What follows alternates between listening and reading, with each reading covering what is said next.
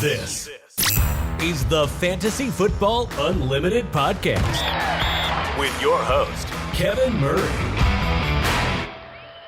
Welcome to the Fantasy Football Unlimited podcast. On this episode, we have an amazing guest. She is a master of marketing, a sports writer, a golf lover, and a survivor. Her impact and influence within the women of fantasy football movement has been inspiring to so many people. It's none other than Kelly Singh. I am thrilled to have you on here, Kelly. Oh my goodness, Kevin, I'm so excited you asked me because I watch your show and I thought one day I'm going to be on there. Oh, you've arrived. No, it's an obvious choice. You're spectacular in so many different ways, and it's an honor to have you on here. Well, thank you. That's very humbling. Thank you. So where did your passion for sports come from? Were you a big sports fan as a kid? Yeah, I was.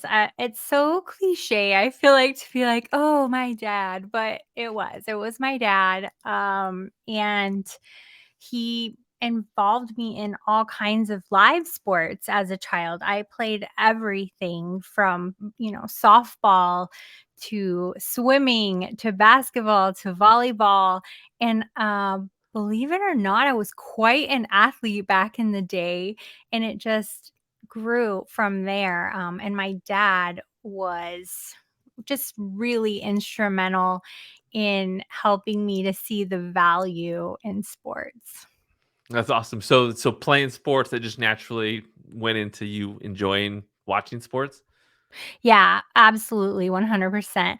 And funny enough too, I believe it was in high school. I'm dating myself, but everybody knows how old I am these days. I believe I was in high school when the WNBA was formed, and I played high school basketball, and I wanted so badly to graduate and go to college and make my way to the WNBA. And they were taking what do you call it? Auditions, like right off the street to Wow. begin. And my dad used to call me Baby Barkley because I was the shortest forward in the league. I'm only 5'6", and I was out there, like, throwing bows, and then I thought, "I don't know that I could handle myself against a Cheryl Swoops," or look today, could you imagine me trying to get a rebound off of Brittany Griner? Oh my gosh. That's So, it awesome. just wasn't for me, Kevin. Well, that happens. Not everyone is Cheryl Swoops or Sue Bird. So, but that's awesome. That's exciting. In Seattle, we've had success. We've had runs in the WNBA. I actually went to a WNBA finals game once Oh, back in the wow. day. It was so much fun. So It much fun. is. So that's awesome. So when did you first discover fantasy sports and sports betting? Oh, yeah. Fantasy sports actually came at a very young age. I think I was around 8 or 9, Oh and my wow. dad played fantasy sports. Again, aging myself. It was pencil and paper. It was checking the box scores. And actually, the baseball roto, I don't remember what it's called now, but it looked like a board game to me when I was little. But that's how I discovered fantasy sports. And my dad just, taught me how it goes. We did baseball, we did football, and it stuck. That's awesome. So you played at a pretty early age. Yeah, I mean, I helped my dad with his Yeah. teams, and then I didn't join my first league on my own until I was in my 20s. I joined a work league. Okay, and that was, is there any chance that's still around? No, no. No. That's the thing about work leagues, I think. Once you leave, they don't invite you back, or they'll skip a season, or I don't know. I found work leagues to be kind of flaky. That's funny. When did you discover, like, the fantasy community and the Twitterverse? Well, I've been on Twitter since nearly its beginnings, because I've worked in marketing my whole life. Digital marketing was my career. In 2004, I was being a digital marketer, working in forums, blogging way, way, way back in the olden days. So Twitter has been however old Twitter is, that's how long I've been on Twitter. Incredible. So when did you discover like the community of fantasy So football the fantasy enthusiasts and community, industry? it really came through Twitter, because I was starting to get really into fantasy leagues. I really enjoyed playing in them. I wanted to learn more. I wanted to get better at them.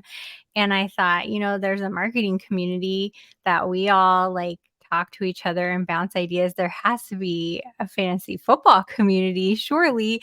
And I just started looking and tailoring my feed to be where I would see fantasy content. If it wasn't fantasy content, it was sports, a lot of general sports content. And I started weeding out marketers that weren't serving any purpose for me anymore. And now my feed on Twitter is so highly curated. I love it so much. That's awesome. So when did you, or do you remember like in the early days of when you were consuming some fantasy content, who the analysts and experts were that you first started consuming content from? Yeah. So when I took on the fantasy community content, it was 4 years ago or 4 or 5 years ago, I started consuming content. And Detroit Beastie was a really great resource for me. I still enjoy his content today. Stefania Bell has been an amazing resource. The football guys were such and still are such a great resource to me. I started following Amy Trask. She provides such useful information and insights about the people behind the things. I find her content to be so refreshing and fascinating. But I ended up like landing and beginning to talk with a community called the Commish brand. And I say Yeah. community because they developed a listeners league and really put a lot of heart and soul into building a community within the community. They've since dissolved because, life happens and things like that. But they let me join the listeners league. They answered all my questions without making me feel dumb.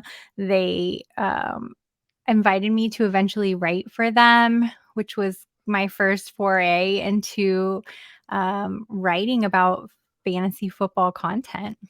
Yeah, that's right. That's where you first attended the expo, Mhm. met you there. I had a friend who was, just a commish enthusiast, that I met just kind of randomly through over the years. Victor Rodriguez. I don't know if you know Yes. him, right? So Uh-huh. he's an amazing guy, and he Yes. loved that brand. He loved those guys. So yeah, I have a fondness for the commish brand, and that's cool. That's where it kind of started for you. Mhm. Yeah, that What? was 3 years ago that I did their booth, so Yeah. time flies. It does, it does. We have seen a lot change over the years. Things just keep flying by time-wise. So, when it comes to the game of fantasy, like, what do you love most about the fantasy football experience? Hmm. The competition and the community. I think that that's tied together. Competition really keeps us from becoming stale. I feel like that about competition. It's always changing, it's always causing us to think. It's ever evolving. So I love the competition part of fantasy football and then the community. I know that sounds so cliche, but the community keeps us humble, really. It's there for us when we need it. It's there for us when we don't need it. Yeah, I no, just it's love that. are you talking more about, like, the overall fantasy In community that we general, experience together, or yeah. just the tight knit of a league, or both? I think the general broadness of the fantasy football community, Yeah, because you can be in a league and nobody talks. Like the majority of my leagues that I'm in, nobody converses. yeah. I think that leagues and league chat have become a white noise in the background.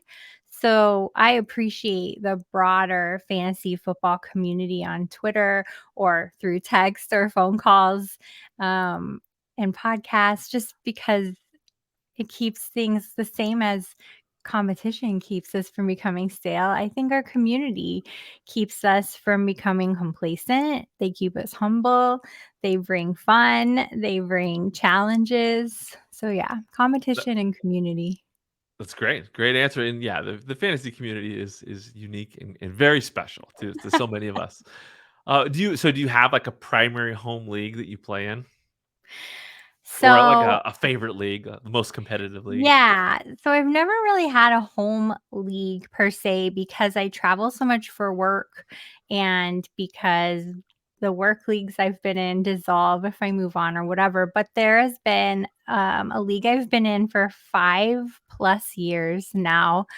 And it's a group of marketers that we just decided we were going to start our own league and we're still at it. We meet on Zoom to do the draft. We have a group chat. I've won once and I've come in third twice. So I don't Oh. want to say I'm taking advantage of my friends, but it's definitely been the most fun. I look forward to it every single year, and we put some money on the line, so that always makes it fun too. It certainly does. Do you have favorite settings, or formats in leagues? Uh, Not really. Like I play some Dynasty. I want to like it. I'm not very good at it because I fall in love with my team, and it makes it really hard for me to make trades. And then I think, do I wanna be win now or win later? So while I play Dynasty, it's not my favorite. I would say, I love Superflex, so just probably a Superflex redraft has been my favorite, overall, and I have one that includes IDP, which has been really fun for me to learn about over the last few years too. The defensive players are so fascinating, and I never put much thought into it until recently, and that is a whole new world. Yeah, no, that's it's definitely a different level of playing the game. Something that a lot of people are afraid to do, but I think once they dive in, they truly enjoy it. Yeah. What about you? Settings wise, Yeah. I like a mixture. My primary home league, I like to keep it kind of, more traditional. Yeah. Not necessarily like, I mean, we go like half PPR and stuff, but one QB, just kind of a traditional league. With that home league, it's just hard to change settings because there's so much tradition to it. But then I like to also mix it up with just crazy leagues. Obviously, like Scott Fishbowl has just wild settings. I like to mix it up. Have some dynasty, have some like I just for the first time done guillotine, which Oh, is yeah. so crazy. Like it's intense, right at the end of the week when someone's about to get chopped and all their players become available and then they disappear. So I like to mix it up. But if I had to like have one league, it would be just like a primary like home Just redraft normal. league, normal, just traditional. So, but I can more relate. more leagues mixing in some fun. Um, definitely keeps you on your toes. I think that's the best way to do it. I think that playing at least in a couple leagues with some different settings keeps it fresh. So, For sure. and obviously the league experience it goes beyond just the game. I love the bonds, the connections in that. A lot live drafts are special for kind of keeping leagues connected. You've been associated with some live drafts, obviously not necessarily in your home league, but the Trophy Smack SFB live draft. What's it like being involved in that, putting that on, watching all the madness and the love and passion for fantasy uh, happen in one spot?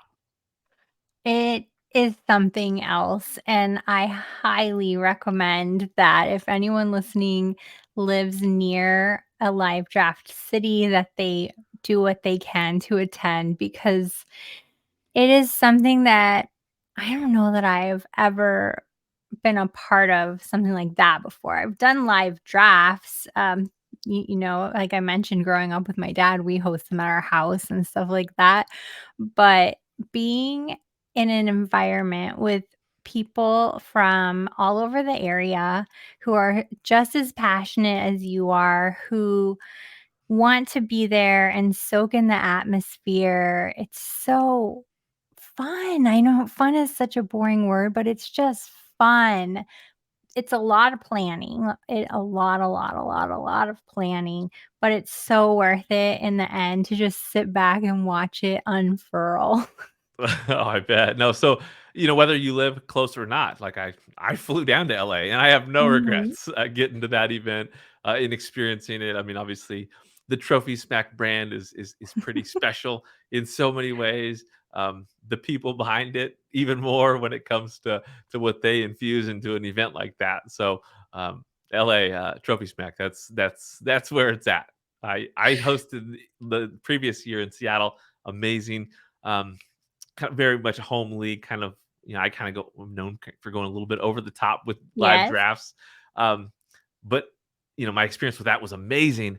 But I had to get to that trophy smack and experience that. So hopefully you guys do that again. I assume that's probably in the cards, and I would say there's probably a chance that I would want to make my way down there again, just because again, you guys do it right. I'm sure we will, and I think compared to the first year, we've done it twice now. The first year was far more locals. This year, we had so many people fly in. We were, like, blown away by who wanted to attend, but, Matt, co-founder of Trophy Smack, he puts so much energy and excitement and imagination into those events. It's hard to keep up with sometimes, but like I said, it's just so worth it watching it all unfold. Yeah, and Trophy Smack does a great job with just the fun elements of fantasy football leagues. Obviously the trophies, the products are just as good as it gets in the industry. So much fun. Brings me to some of the stuff you guys have added with last place Yeah. punishments. When it comes to last place punishments, do you have any favorites that you've seen over the years? And then also, just tell me the things that Trophy Smack has come up with. Because in our home league this year, we did the flag and everything, and it was so much fun. I just recently have seen your the onesie or whatnot. Love Yeah. what you're doing there. So tell me about last place punishments, where you stand on those, and then about what Trophy Smack is doing with those. I love last place punishments. In fact, we started implementing a weekly last place punishment in the Trophy Smack League. And so somebody has to reach in to a bowl and draw out a potential last place punishment. I really love the ones that last all season long. So this is obviously not a weekly thing, but I love when you put, like, we have these car magnets that you would have to stick on your car and leave it all year long and drive around with it. It says, I suck at fantasy football. Be patient with me. I think those are so funny because they're just always there and you never know when someone's going to bring it up or honk at you or whatever. Yeah. And we came out with a whole car collection. So magnet, mirror placard, window flag, and then there's a safety vest. But the funniest one, I think by far, is the brand new singlet, wrestling Oh, wrestling singlet. And it's it's so wild. Like, it says I suck at fantasy football on the front. It says loser down the back. It's bright yellow. And in our league, the loser of the league has to wear the singlet to do their weekly grocery shopping. So I hope it's not me. I so managed to good. pull myself up. So yeah, but the weekly loser is the one with the lowest points, and they could still draw the singlet, and I think they have to wear it for the work day, Oh man. if I'm not mistaken. That's so good. Yeah, as soon as I saw that, I started looking at my home league's last place standings, kind of envisioning who's gonna wear it best. And so, Yeah. so good, so good. And then the handicap placard is just hilarious.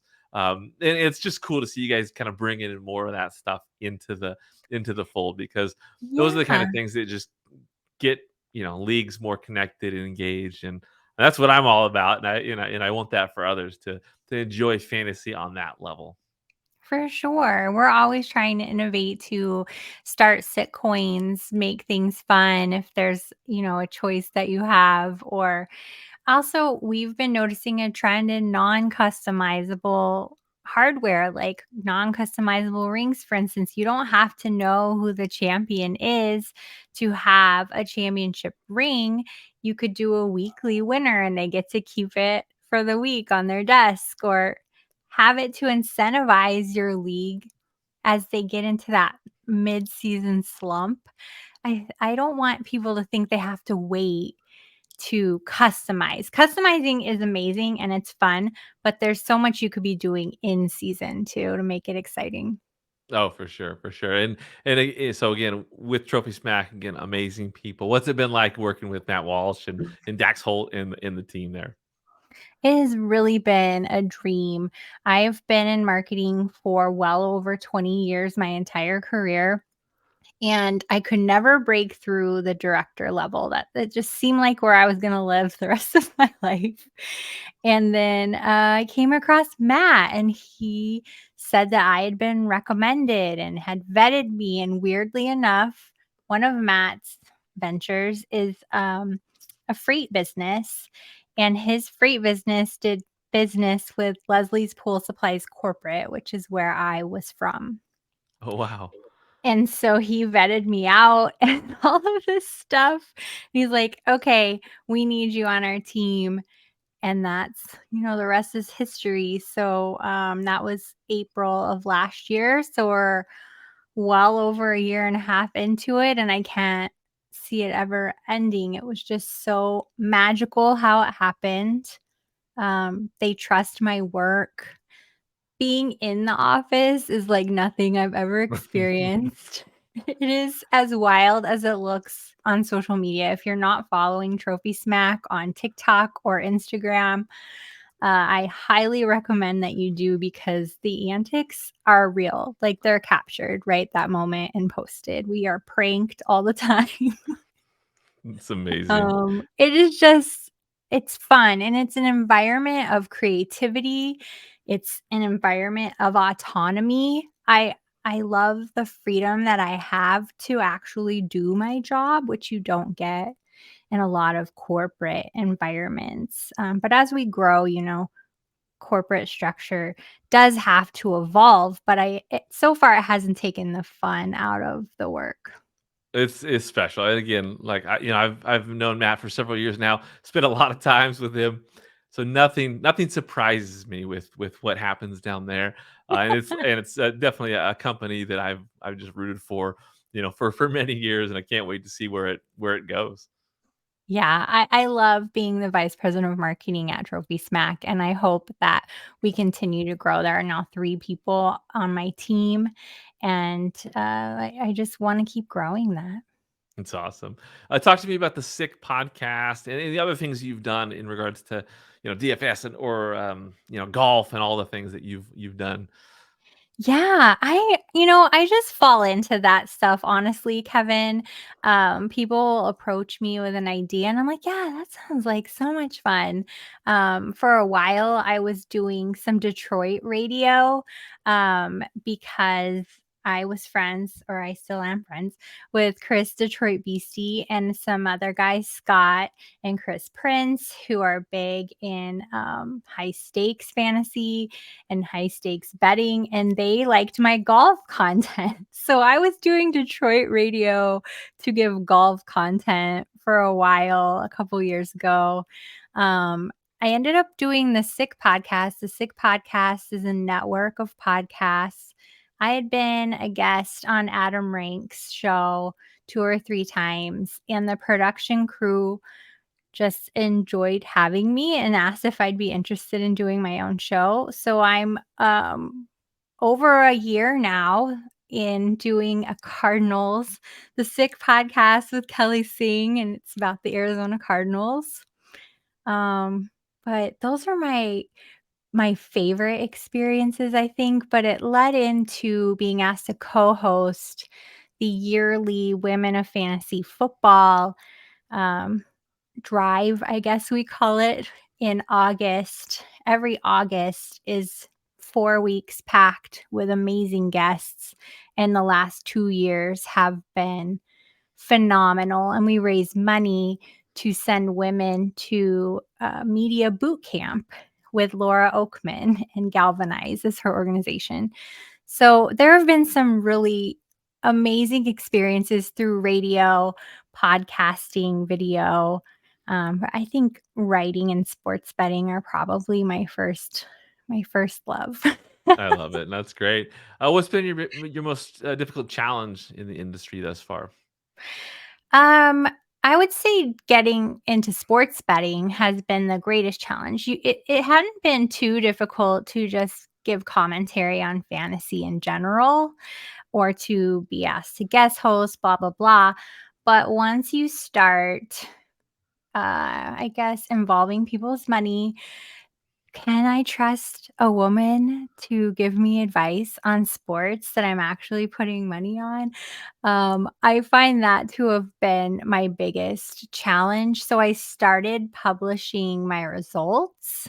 One golf's last golf season, I started publishing a spreadsheet of the results, and the results speak for themselves, and they still do. Fantasy football with Player Profiler, I do their DFS content. And each week I kind of give a breakdown of like, hey, this was a great week, or this week wasn't such a great week, but there's been more great weeks than not.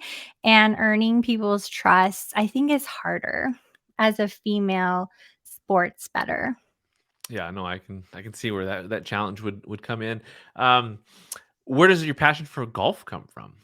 My dad, yeah, my dad, he built custom golf clubs my entire life. And I used to go to the golf shop with him and sit in the back of the workshop. It just fascinated me. And so he taught me to play. And I've played golf pretty much my whole life, but not too seriously until maybe the last, I don't know, 10 or 15 years or so. I started playing a lot more, and I enjoy watching golf because that's something else that was always on at our house too. So I know a lot about golf, a lot about golfers, and it's an amazing sport. I think more people need to give golf a chance. I love it. Now, you obviously living in the Arizona desert, there's not too many better places to live when it comes Right. to the game of golf. So that's great. Yeah. And speaking of, your dad, your family, the fantasy football community. It's like a big family these days. Talk to me about your experience at the expo and all the people you met. How your life's been impacted by the friends you've made along the way. The expo has been one of the greatest experiences of my life, and I know that sounds so silly, but it really has. And I text Bob Lung quite a bit, and I'm like, what if we did this? And what if we did that? And I'm trying to get beyond just a women's panel. Um, and it has, like, this year, there were more women spread out amongst the breakouts. I was able to do a DFS session. I know Britt got to do a session, and Stacey Perez got to do a session. So I saw some more of diversity in general, which I think should be the case, not because we need more women doing things for the sake of more women doing things, but because we have really smart women in our community that can lend to pretty much any topic. So I feel like the expo has given us the opportunity to showcase the talents within our community, men and women, and allow people to get close to experts that maybe they never thought they'd have the opportunity to meet. That's been a really amazing aspect of it all too. Yeah, I know the women's panel 2 years ago, that was, it's such a memorable experience. It's something that's gonna go down in fantasy football expo Right. history, right? It made such an impact. Obviously, last year, the next year, Last year, it it was grew, it grew. fun. Yeah, yeah, but I like what you're saying. I like where you're going with just kind of the evolution of it and expanding into all the other platforms. You guys all Yeah. deserve it to have a voice on those panels and I like where it's heading. So I think it's Well, it's going in a great direction. Kevin, there's still going to be a group of women that want to hear from women. So my thought is the panel, do we need to all continue to tell our stories? We can change out, but it's not really content that changes year after year. After the second one is kind of where I had this light bulb moment where I thought, and I said to Bob, what if we did women's breakout sessions and it's a little track of how to get into different areas of fantasy for your career? Like Stacy just became an NFL negotiator, contract negotiator. Like that is so rad. Wow.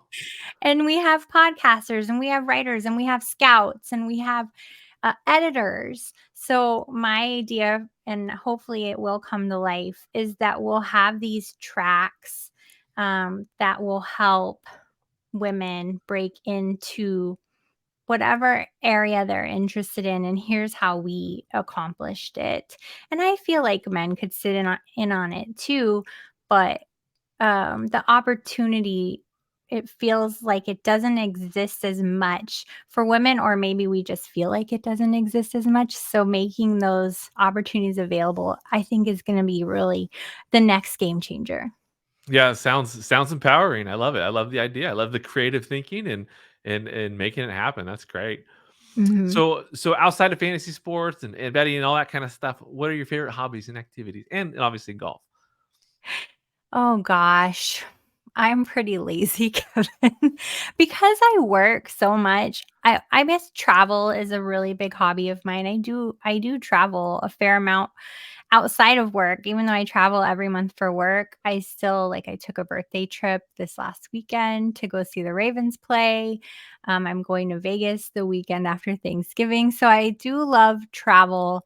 But because my work life and my home life are so busy, when I'm not traveling and I'm not working, I'm pretty much just relaxing, whether it's in my pool or on my couch. I think I could also throw golf in there. I play golf once a week, so That's it's a pretty good. It's hobby. pretty good. Now, do you have a background in singing? Because like at the karaoke at the expo, you pretty much slayed it. Thank you. Kind of. I mean, I've always been a part of my school's choir and singing groups, but after I became an adult, I just really enjoy karaoke. It turns out, so my nobody in my family was musical, and they're like, "How, where did you learn to sing? How do you know how to play this instrument?"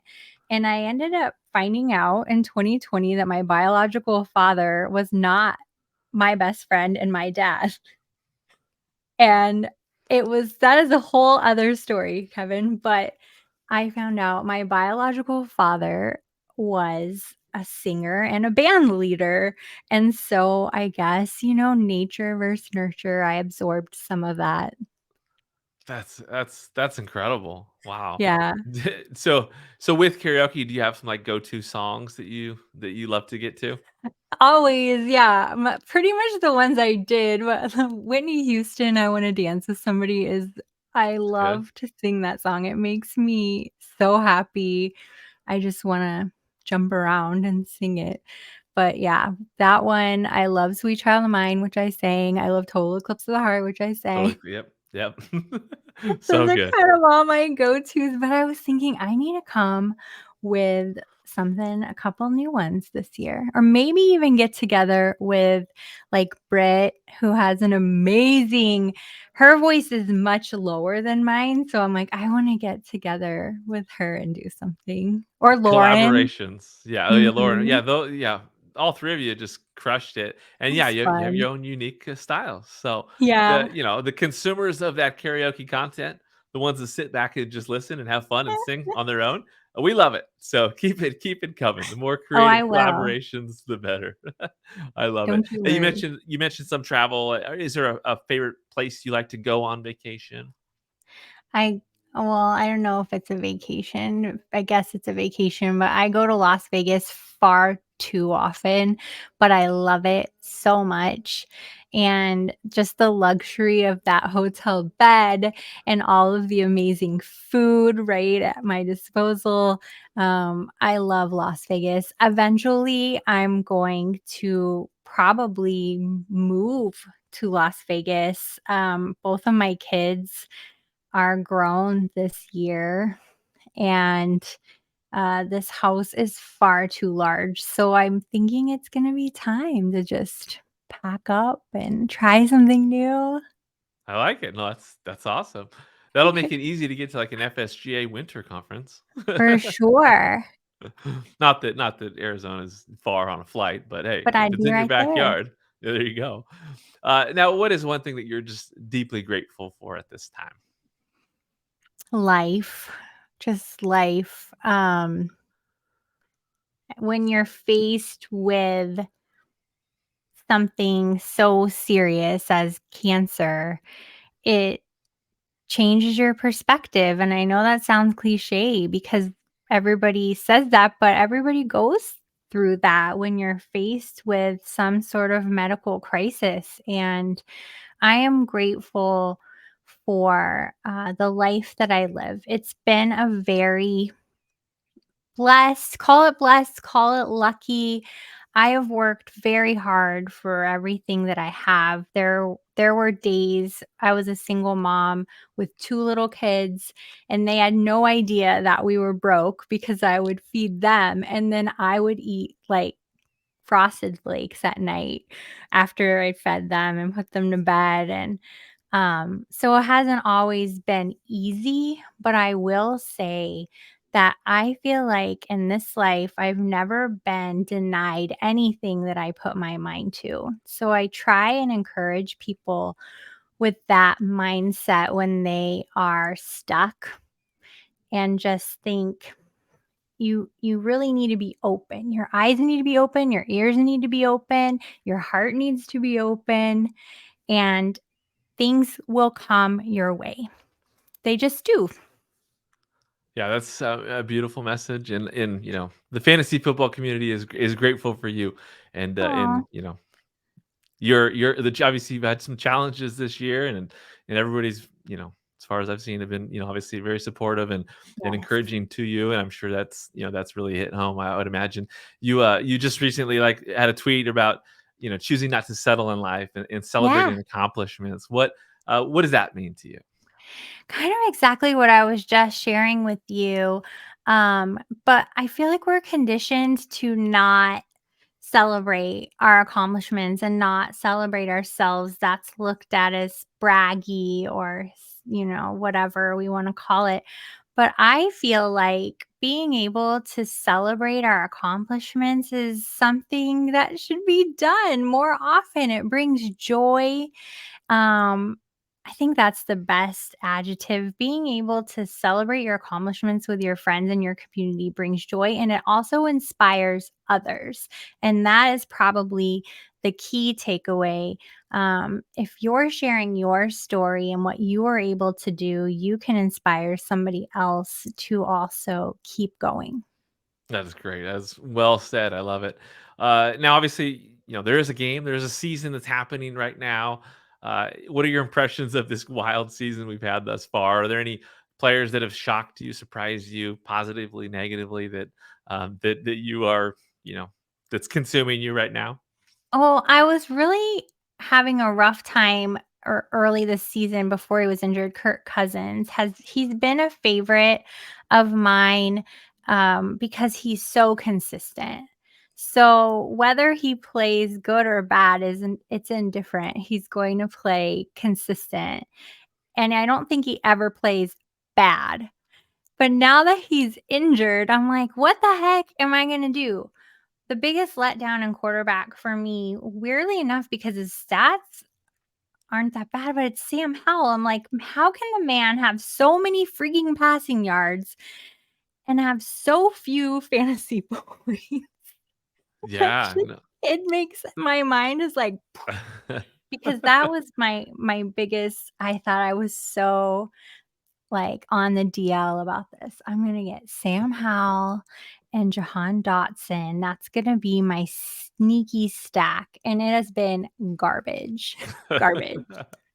Those kind of things happen. It's fantasy football. There's a lot of unknowns as much as we want to know and be objective about things. Is there, obviously we're halfway through the season. Is there a way, like one quarterback, one running back, one wide receiver, one tight end that you are excited about moving forward that you think are going to have a strong finish to the season?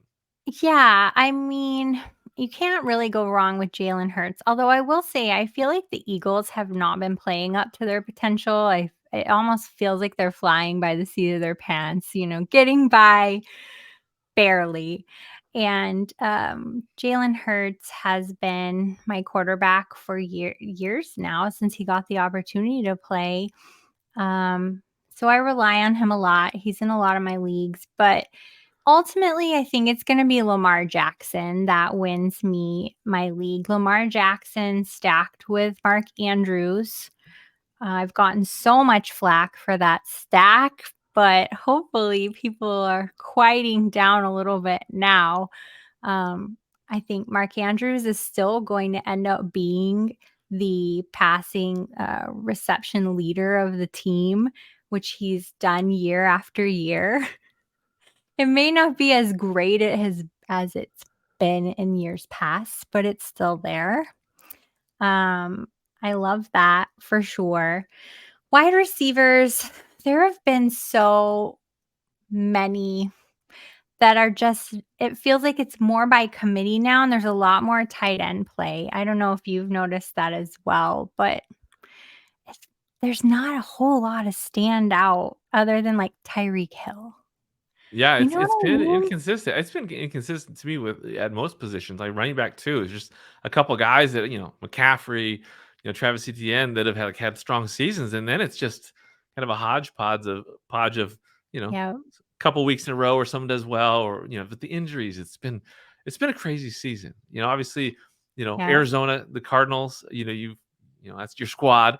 Injuries, obviously, with Kyler Murray starting out the season. That's wasn't yeah. good, but he's coming back, right? That's the rumor.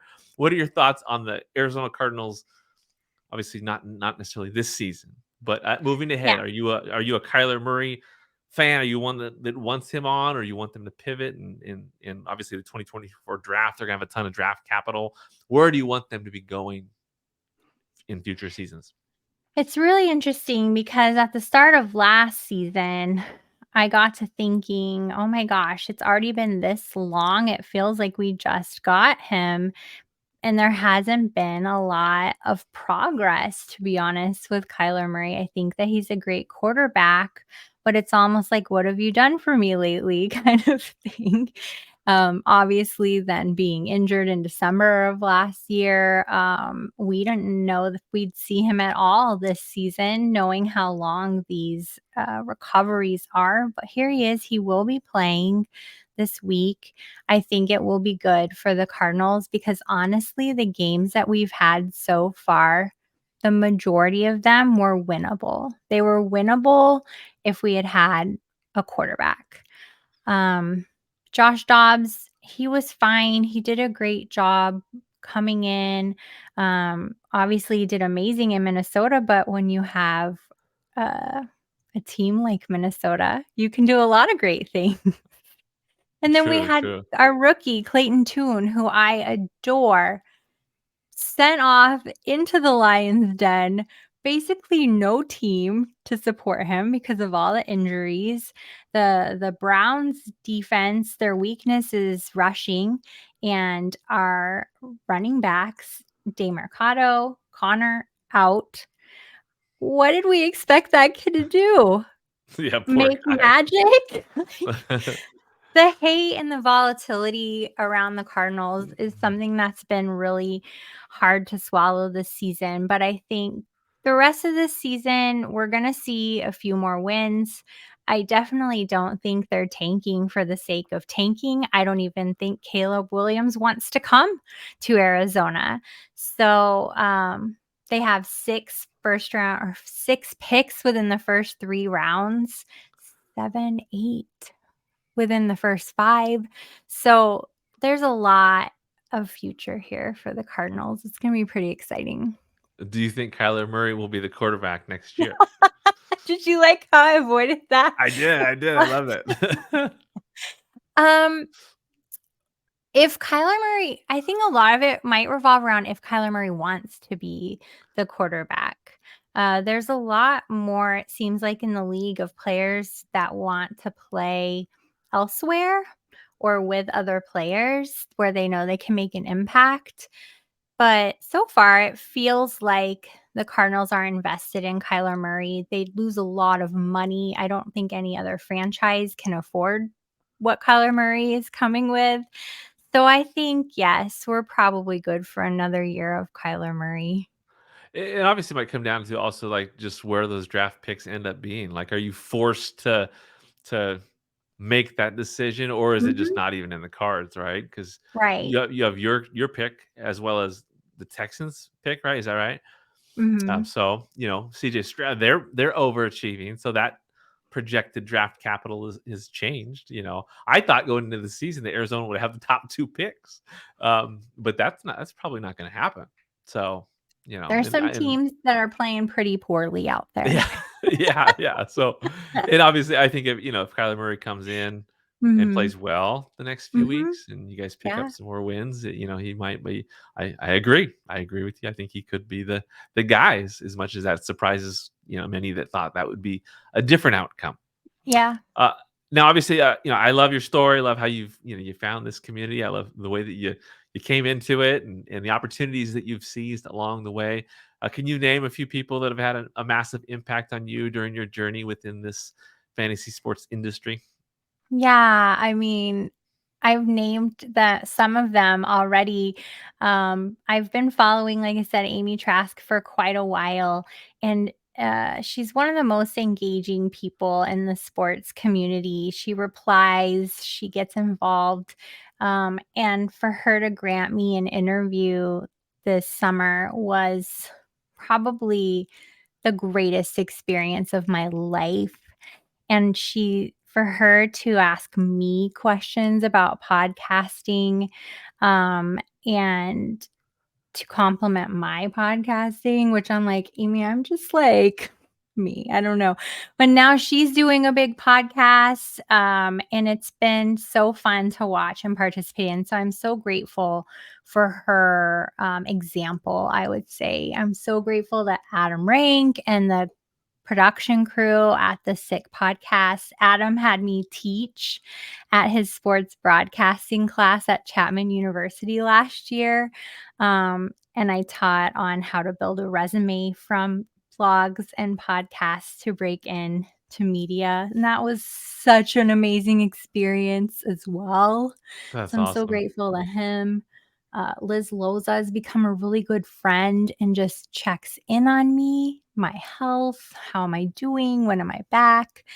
And Club Fantasy, Women of Fantasy Football, for giving me the platform to interview amazing Brooke Pryor, Stefania Bell, Liz Loza, like to interview these women and have them eventually become your friend is it's mind-blowing. Like, I never in my wildest dreams imagined that I would be doing this, but here I am, and again, it just goes back to you don't know if you can do it unless you try or you make an effort to do it, and Yeah, that's really all it takes.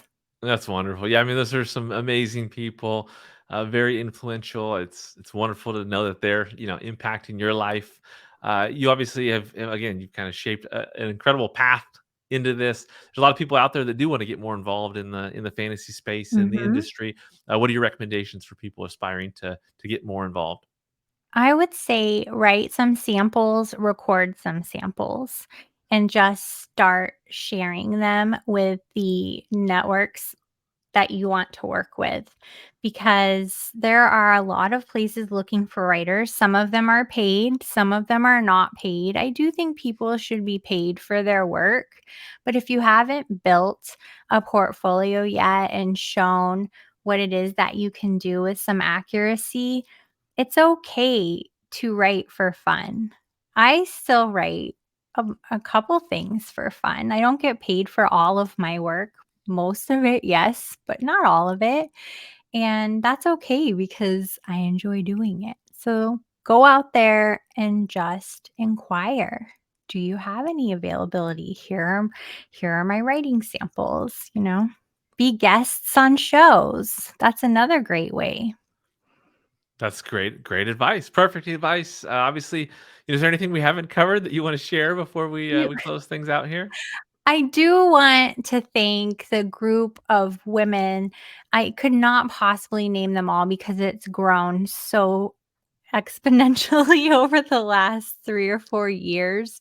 But when I was first starting to write, I wanted to call attention to other really great minds in the women's community. Uh, Lindellians, most people call her weirdly Linda Lyons. That's true. Lindellians, Linda, she's been such a great resource to me. Cooter Doodle, Victoria, um, Casey Kasem, those ladies, anytime I've reached out and said, hey, I need a quote, or hey, I need a resource, or hey, can you do this or that? Not once have any of them said no. And I'm so grateful for that.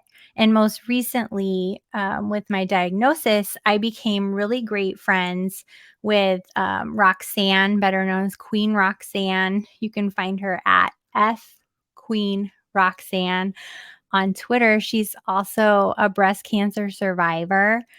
And now I call her my breastie instead of bestie. That's And we've wonderful. visited each other. We've shared stories. She texts me several times a week with little memes. And it's been so nice having someone to share this experience with. Um, so the last person, last shout out, Tootsie Pop on Twitter, Rachel. She is a gem. She calls herself a consumer of fantasy football content. And recently, we've been hosting a monthly women's unwind, and they've been wildly popular. We're doing 2 here in November just to accommodate more people's schedules. So again, Kevin, I'm just so grateful for the people in my sphere um, that I don't know. I don't think I could do it without all of That's these awesome. amazing people. So Yeah. I'm just rambling now. No, you're not. No, it's just wonderful that you have, such an incredible support system and people that you can depend on and help you through Mhm. things. And you guys sound, I mean, the connections that I've witnessed, over the years and in this fantasy space is just nothing short of amazing. And so I'm just so happy that you have found that and that you've made all these connections because you deserve Mhm. it. You definitely deserve every Thank every ounce of it. you. Thank you. Oh, I'd be remiss too. Most recently, I've been chatting a lot more with Maddie Kroll, and Sam Holt and Kendall Valenzuela. This kind of younger gals coming up, and they are so knowledgeable, so fun. And if you ever have like TikTok questions, they always know. So I'm just, again, this resource, these women in our community are not just resources for other women, but just if you know someone's good at something, reach out to them. Yeah, that's a great trio for sure. Kendall's amazing, former Seattle Mariners ball girl, so we we have a good connection on that. And then Maddie's just, oh my gosh, hilarious, and Sam Holt is fantastic. So Mhm. incredible mentions. Everybody you mentioned, such an awesome group of women, group of human beings that are impacting this space. So that's awesome. Yep. I love it. I love it. I Well, love it. thank you so much for joining me on this episode, Kelly. It was an absolute pleasure to have you, my friend. Thank you. You're gonna kill me, but I would be remiss No, keep it coming. Keep it if coming. I didn't mention Bob Harris, um, because he's had me on Football Die Hard. And I've been on the Sirius show and I've been on his YouTube channel. And when I'm giving my list of people who I count as helping grow my career, Bob is another one of those. Bob, you are not by any means least because No, Bob is fantastic. Bob is such a wonderful human being, so supportive of the community, and definitely not least on any lists. Okay, I'm done. I swear. Anyone else? No, anyone else? Okay. That's great. No, again, I appreciate having you on. So much fun. I've enjoyed every ounce of it, and we'll have to do it again sometime soon. Please, please. I'm gonna hit end. Is that okay? That's fine. Thank you for listening to the Fantasy Football Unlimited podcast. Until next time, be sure to follow and subscribe to all of FFU's social media accounts for daily content.